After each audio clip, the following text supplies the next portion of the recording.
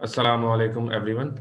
इस वक्त हम पढ़ रहे हैं पाकिस्तान स्टडीज़ और the chapter today is history of Pakistan, यानी पाकिस्तान की तारीख। The chairman of boundary line commission. ऐसा सबसे पहले हम एमसीक्यूज़ की बात करेंगे, क्योंकि ये एमसीक्यूज़ ना सिर्फ आपके पेपर के लिए इम्पॉर्टेंट होते हैं, बल्कि इसके बाद इंशाल्लाह जो आपने एप्टीट्यूड टेस्ट देना है उसके अंदर भी ये इम्पॉर्टेंट होते हैं। तो सबसे पहला क्या है MCQ? The chairman of boundary line commission was Radcliffe. ये बोल्ड हुआ है जो आंसर या नोट्स में आपको मिल चुका है ऑलरेडी। तो हुआ ये था कि जब ये डिसाइड हो गया कि पाकिस्तान एक अलग मुल्क बनेगा और इंडिया एक अलग मुल्क होगा, तो बाउंड्री खींचनी थी कि भाई ये एक लकीर खींचना बहुत ज़रूरी हो गया था कि भाई लकीर के इस तरफ इंडिया है और लकीर के दूसरी तरफ पाकिस्तान। तो वो बॉर्डर जो खींचा गया उसका एक कमीशन बना, ठीक है ना।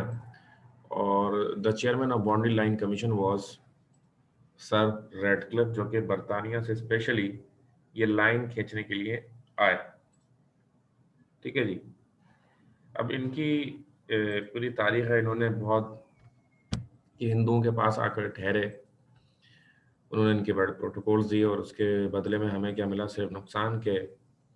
बहुत ज़्यादा हिंदुओं को अनड्यू फेवर दिया गया इसके अंदर और उसकी वजह से पाकिस्तान को बहुत ज़्यादा नुकसान का सामना करना पड़ा। Point number 2, Indus basin treaty was signed in 1960। Sindh दास मुआहदा है, ये पानी का मुआहदा है, दरियाओं का मुआहदा है कि कौन से दरिया का पानी कौन इस्तेमाल करेगा। हुआ ये था कि पाकिस्तान के साथ जिस तरह हर फोरम पर मुख्तलिफ जो है वो नाइंसाफ़ियाँ हुई, उसी तरह दरियाओं का जो पानी था वो ज़्यादा इंडिया इस्तेमाल कर रहा था, जबकि जो पाकिस्तान का शेयर था वो पाकिस्तान को नहीं दिया जा रहा था। उस पर आपस में हालात ख़राब हुए और फिर बहरहाल एक शिमला जो है मैं एक शिमला के मकाम पर इंडस बेसिन ट्रीटी सिंतास मुआहदा हुआ, जिसमें यह था कि भाई 3 दरियाओं का पानी इंडिया, तो 2 दरियाओं का पानी कम से कम पाकिस्तान को ज़रूर मिलेगा। ठीक है जी। इसके अलावा एक और है क्विट इंडिया मूवमेंट, यानी कि इंडिया छोड़ने की जो तहरीक चली कि इंडिया से ताल्लुकात तोड़ लिए जाएँ, एक अलग मुल्क बनाया जाए। तो एक क्विट इंडिया मूवमेंट तहरीक थी जो कि 1942 में चली। इसका भी पाकिस्तान की एक इंडिपेंडेंस में, आज़ादी में एक बड़ा किरदार है। क्विट इंडिया मूवमेंट 1942 में शुरू हुई। First world war broke out in 1914, second world war broke out in 1939। तो ये है कि भाई कब ख़त्म हुई? पहली 1914 में ख़त्म हुई थी, दूसरी 1939 में तकरीबन ख़त्म हुई थी, लेकिन उसके असरात 1945 तक रहे थे। पहली और दूसरी जंग अज़ीम में अगर आप देखें तो 1900 का जो एरा था, स्पेशली 1900 से स्टार्ट होकर और 1940 तक, it was the worst ever era. और इस वक्त कोरोना के चक्कर में हम अब देख रहे हैं इतने बुरे हालात। तो ये पहले जो 40-50 साल थे ना, बहुत ज़्यादा दुनिया भर में बहुत ज़्यादा चेंजेस आए। फिर 1940s के बाद पाकिस्तान, इंडिया, फिर उसके बाद बांग्लादेश, फिर चाइना, श्रीलंका, यानी कि बहुत ज़्यादा चेंज का एरा था 1900 की जो 20वीं सदी कहलाती है। 20वीं सदी में बहुत ज़्यादा तब्दीलियाँ आई हैं पाकिस्तान समेत दुनिया के अंदर। ठीक है जी। इसके बाद Quaid-e-Azam inaugurated the State Bank of Pakistan in 1948। Quaid-e-Azam ने जो है वो स्टेट बैंक ऑफ पाकिस्तान का इनॉग्रेशन किया था 1948 में। इसकी भी एक कहानी है भाई, हर चीज़ के पीछे एक पूरी स्टोरी है कि कायद-ए-आज़म ने इंडिया से ये मुआहदा किया था कि 3 साल तक हमारा सेम जो है वो करेंसी नोट होगा, सेम हमारा ट्रेजरी होगा, खजाना सेम होगा और इतने 55 लाख रुपए तकरीबन पाकिस्तान को दिए जाएँगे उसकी ऑपरेशंस को मेंटेन करने के लिए, उसको खर्चे उठाने के लिए। लेकिन फिर अचानक से ये हुआ कि जो उस मुआहदे की खिलाफ वर्जी 3 महीने बाद ही शुरू हो गई, जिसके बाद कायद-ए-आज़म ने भी वो 3 साल का मुआहदा तोड़कर एक अपनी अलग से करेंसी बनाने का फैसला किया। The first governor general of India was Lord Mountbatten. और पहला जो गवर्नर जनरल था वो इंडिया का वो लॉर्ड माउंटबेटन था, जबकि पाकिस्तान का पहला गवर्नर जनरल कायद-ए-आज़म मोहम्मद अली जिन्ना को बनाया गया। MAO College was founded in the year 1875। ठीक है जी। Lord Mountbatten appointed boundary commission 2, 2 boundary commission बने थे और दो बाउंड्री कमीशन बनने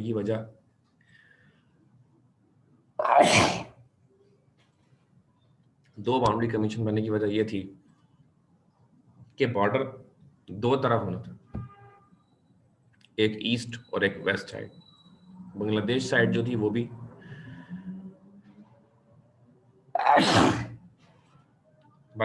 थी वो भी पाकिस्तान था, ठीक है ना, और ये साइड भी। तो इसलिए ये दो साइड पे बना, तो दो बाउंड्री कमीशन बनाए गए। इसके बाद है Cripps mission. Cripps mission came to Pakistan in 1942। Pakistan मतलब पाकिस्तानी क़यादत से मिला, वो सरजमीन जिसने पाकिस्तान बनना था वहां आकर मिला। नहीं तो 1942 में तो पाकिस्तान नहीं था ना, उसके बावजूद हम ये कह रहे हैं, तो इसकी वजह ये है, ठीक है। 3rd June plan was announced by Mountbatten in 1947। एक प्लान दिया गया कि भाई अब अलग होने जा रहे हैं पाकिस्तान इंडिया। तो दिस ऑल अबाउट एमसीक्यूज। अब हम एक एक करके बात शुरू करेंगे। एमसीक्यूज के बाद शॉर्ट क्वेश्चंस की अगर हम बात करें, the cabinet mission March 1946। The British Labour government sent a mission to formulate some acceptable constitutional settlement. Sir Patrick Lawrence, Stafford Cripps, and A.V. Alexander deliberated with the governor's members of the Executive Council and then Indian political leaders on different proposals. Maulana Azad, as the President of Congress, stressed to establish federal government, and Jinnah repeated two-nation theory as universal reality. On April 1946, all newly elected Muslim members pledged in Delhi Convention to shatter the Hindu dream of united India. In the second Shimla Conference, May 15, 1946, the Muslim League wished two legislative assemblies, while anti-Muslim League political parties favored strong center. देखें आप scene क्या है। कांग्रेस जो है उसने मौलाना अबुल कलाम आजाद को president बनाकर सामने किया कांग्रेस की तरफ से, और मौलाना अबुल कलाम आजाद क्या कह रहे हैं कि भाई एक ही मुल्क होगा, दो मुल्क पाकिस्तान इंडिया नहीं बनेंगे। ये मार्च 1946 आ चुका है। मौलाना एक तो मौलाना है, मुसलमान भी है और मौलाना भी है, यानी कि एक उनकी भी तो एक वो थी ना, एक बहुत वैल्यू थी उनकी, उनकी बात की। दूसरी तरफ हम देख रहे हैं कि वो पूरा कायद आजम है। कायद आजम का ना हुलिया मौलाना वाला था, ना वो खुद मौलाना थे। बहरहाल वो भी मुसलमान थे और उनका एक अपना ओपिनियन था। अब कांग्रेस ने गेम क्या किया कि मौलाना आजाद को प्रेसिडेंट बनाकर सामने रख ले आए। क्यों? क्योंकि जब मौलाना आजाद प्रेसिडेंट बन के सामने आए तो जो मुसलमान थे वो दो धड़ों में तकसीम हो गए कि भाई ये भी मुसलमान और ये भी मुसलमान। तो उन्होंने बोला कि यार फिर क्या जरूरत है कटने की और क्या जरूरत है बंटने की। जिस तरह आज मौलाना अबुल कलाम आजाद को प्रेसिडेंट बनाया गया है, इसी तरह आगे भी चलता रहेगा। तो फिर जरूरत नहीं है कि अलग मुल्क लिया जाए, ठीक है ना। ये एक नैरेटिव इससे बिल्ड हुआ। जबकि कांग्रेस में हिंदू ज्यादा थे, उनकी पावर भी उन्हीं की ज्यादा थी। उन्होंने जानबूझकर मौलाना आजाद को उस वक्त एक लॉलीपॉप दे दिया ताकि मुसलमानों की भी कुछ फेवरिज्म हमें मिल जाए, जबकि हिंदुओं की तो टोटली उनके पास थी। और आप अच्छी तरह जानते हैं इस बात को कि मुसलमान जो हैं वो यूनाइटेड इतने नहीं होते। दीगर कौमें जो हैं बहुत ज्यादा एक दूसरे से यूनाइटेड रहती हैं। तो ये डिफरेंस तो हमेशा से चला आ रहा है।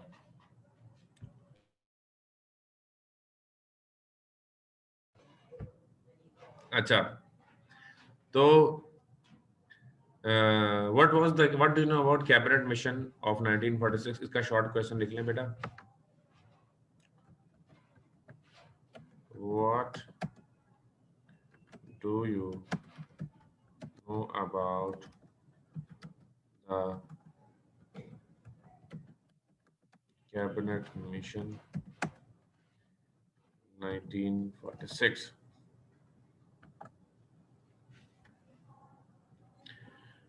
तो यही पैराग्राफ इसका जवाब होगा, यहां तक ना, इसकी मार्किंग कर लें, ये इसका जवाब होगा।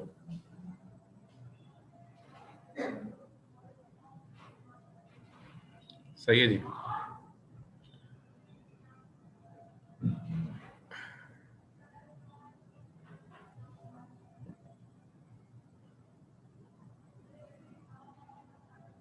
आगे अगर हम चलें तो recommendations of the cabinet mission, यानी सारे काम होने के बाद जो कैबिनेट था उन्होंने कुछ सजेशंस दिए, कुछ उन्होंने recommendations the.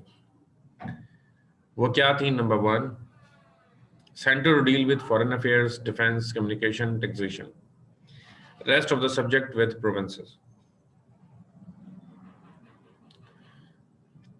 There will be a legislature and executive comprising representatives of the provinces and the states. इसका मतलब क्या है कि सेंटर होगा जो डील करेगा सिलेक्टेड चीजों में, फॉरेन अफेयर्स बैरूनी मामलात में, डिफेंस दिफा में, कम्युनिकेशन यानी ये पूरा सिस्टम जो होता है खबरों का और ये वो सब, टैक्सेस, सारा पैसा उन्हीं के पास होगा। नंबर 2, बाकी तमाम चीजें सूबों को दे दी जाएंगी। इसके बाद क्या है? There will be a legislature and executive comprising representatives of the provinces and the states. कि भाई एक लेजिस्लेचर होगा और एग्जीक्यूटिव्स होंगे comprising representatives of the provinces and the states. एक ऐसा ग्रुप बनाया जाएगा जो कानूनी मामलात को देखेगा, जिसमें तमाम प्रोविंसेस के बंदे भी शामिल होंगे और फेडरल के बंदे, रियासत के बंदे भी शामिल होंगे। No legislation on communal affairs if the majority of the two communities are not present and voting in favor। ठीक है जी, कोई भी कई नया कानून नहीं बनेगा जब तक दो कम्युनिटीज ना बैठी हों जिनके बारे में बात हो रही है, यानी कि मुसलमान और हिंदू अगर नहीं है तो किसी किस्म का कोई फैसला नहीं होगा। Provinces will be divided in 3 groups. Provinces 3 उस समय 3 ग्रुप्स में बैठेंगे। Hindu majority provinces example Uttar Pradesh, central Pradesh, Madras, Bombay, Bihar, Orissa.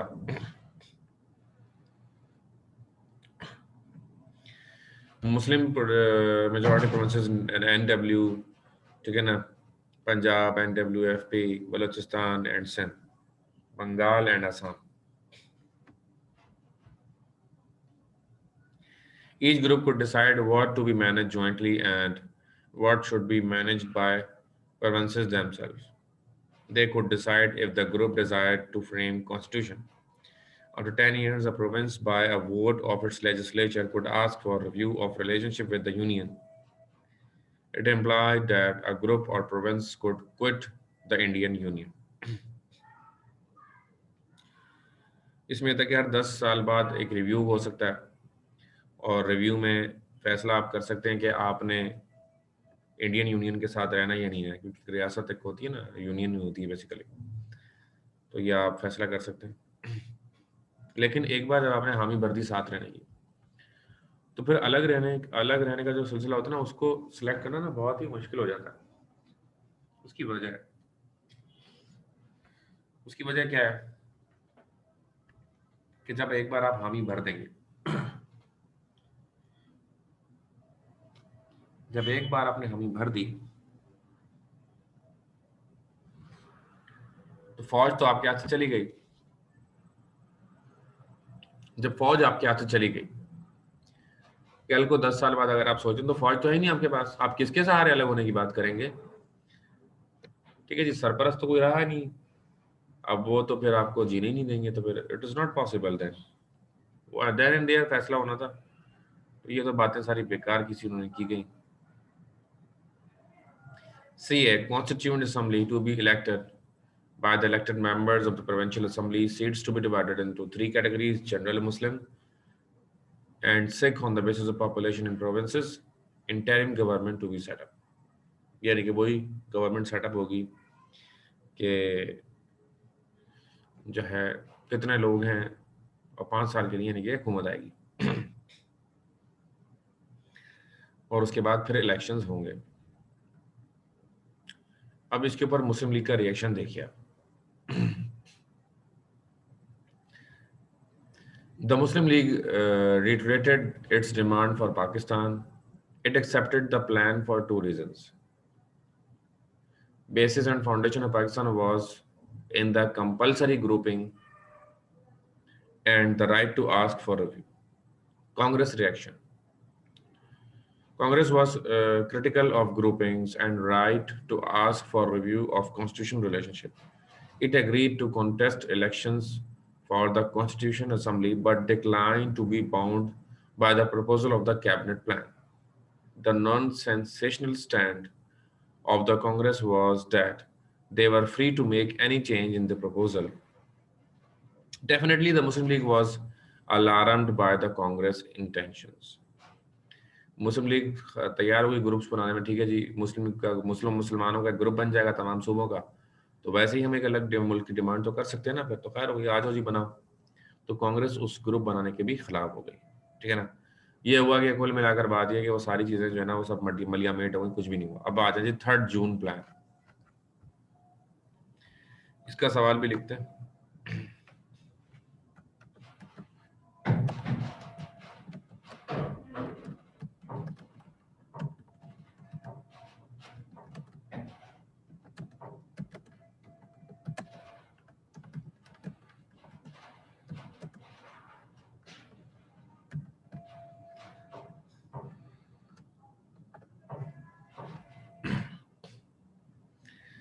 Write a short note on 3rd June plan.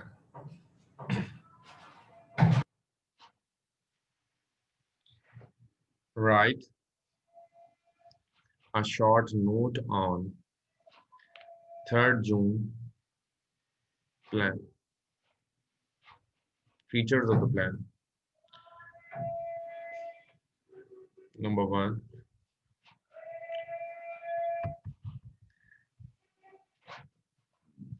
Lord Mountbatten was appointed as the Viceroy of India instead of Lord Wavell. He was arrived in India on March 22, 1947. On 3rd June 1947, he announced his plan, which is called 3rd June plan. तो भाई Wavell को बनना था, लेकिन अचानक से Lord Mountbatten को बर्तानिया की हुकूमत ने भेज दिया और उसको हेड बना दिया, वाइसराय इंडिया का। और 3 जून उसने एक प्लान जो है वो 3 जून को पेश किया, जिसको 3rd जून प्लान के नाम से मशहूर हो।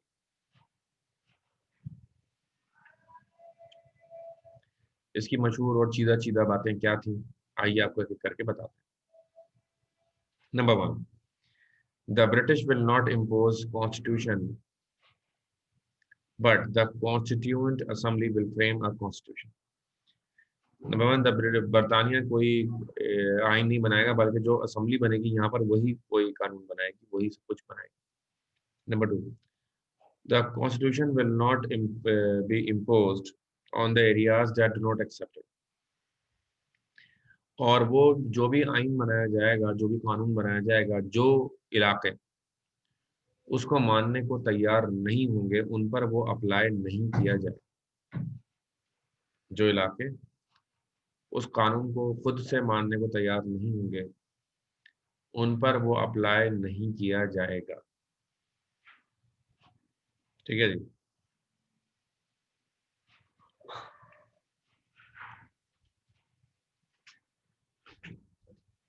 इसके बाद है opinion will be sought from them if they want to set up a separate CA. अगर वो अपना एक अलग से कॉन्स्टिट्यूशन असेंबली बनाना चाहते हैं तो उनसे भी पूछ लिया जाएगा, हाँ भी बताएं आप क्या चाहते हैं। Punjab and Bengal assemblies will meet in 2 parts, members from the Muslim majority areas and other districts separately to decide if the province be partitioned. If any part decides for partition, each group will decide which CA they wish to join. अब पंजाब और बंगाल की कहानी ये थी शुरू से ही। पंजाब के कुछ हिस्से में मुसलमानों की अक्सरियत ज्यादा है और आधे पंजाब में नॉन मुस्लिम ज्यादा है। इसी तरह बंगाल का हालत है जी कि आधे बंगाल में मुसलमान बंगाली थे तो आधे बंगाल में हिंदू बंगाली थे। फिर क्या हुआ? Sindh assembly will decide about joining either side. Sindh assembly कोई भी साइड जो ज्वाइन करने से हो सकती है। रेफरेंडम होगा जी एनडब्ल्यूएफपी में। बलूचिस्तान के लिए भी अप्रोप्रिएट मेथड होगा। Boundary commission for Punjab and Bengal एक नया बनेगा।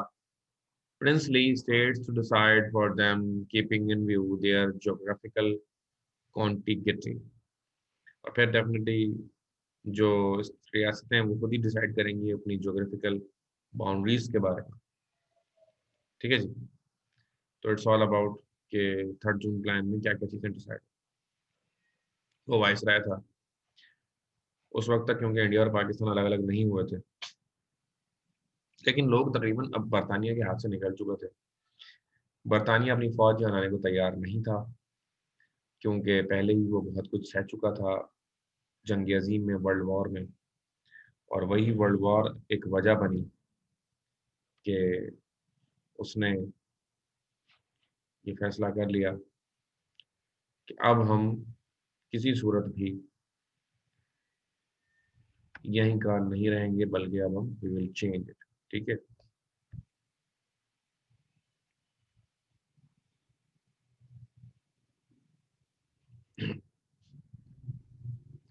The Indian independence act 1947।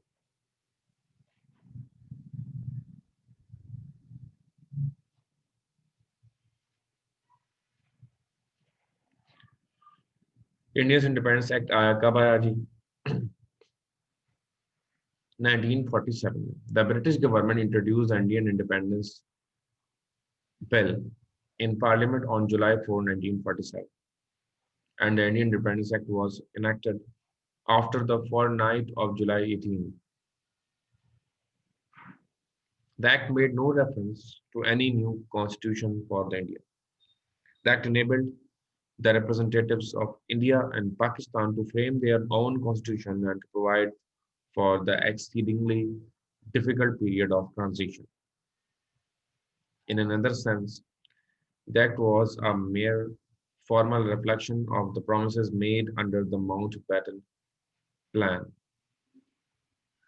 वह तमाम चीजें जो 3 जून प्लान में की गई थी, उनको इंडियन इंडिपेंडेंस एक्ट के जरिए नाफिज कर दिया गया और एक नया कानून बनकर आया, जिसमें ये बता दिया गया, ये जुलाई में ये क्लियर क्लियर हो गया था कि 2 मुल्क बनने जा रहे हैं, एक पाकिस्तान होगा और एक इंडिया होगा।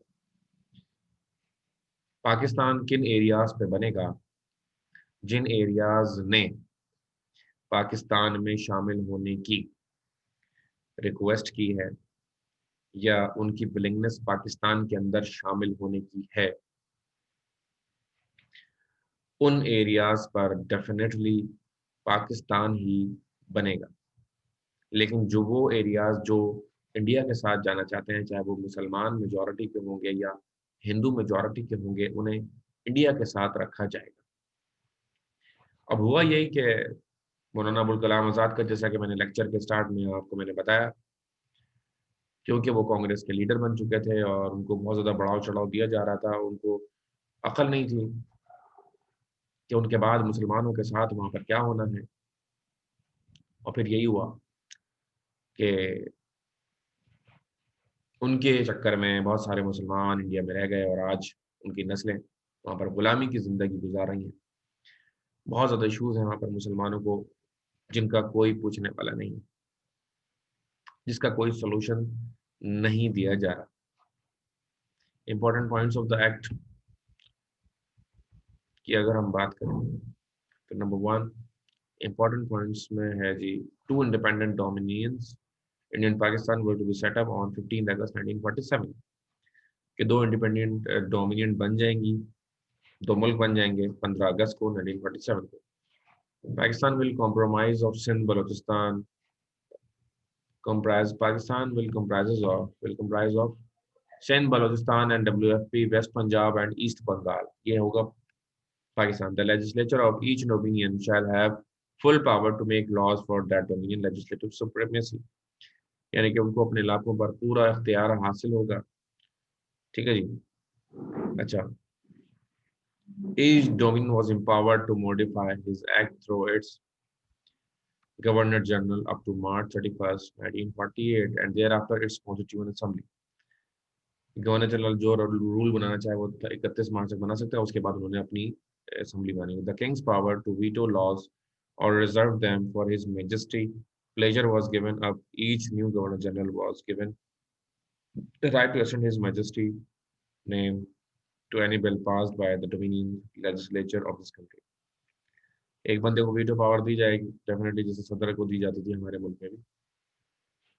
फिलहाल यहीं पर रोकते हैं इसको मजीद डिटेल में इंशाल्लाह अगली लेक्चर में इसको पढ़ेंगे. ठीक है ना. तो फिलहाल यहीं तक, अपना बहुत ख्याल रखिएगा. अगले लेक्चर के साथ फिर इंशाल्लाह मुलाकात होगी और बहुत जल्द हमारी फिजिकल क्लासेस स्टार्ट होगी, जैसा कि आप जानते हैं. अल्लाह हाफ़िज़.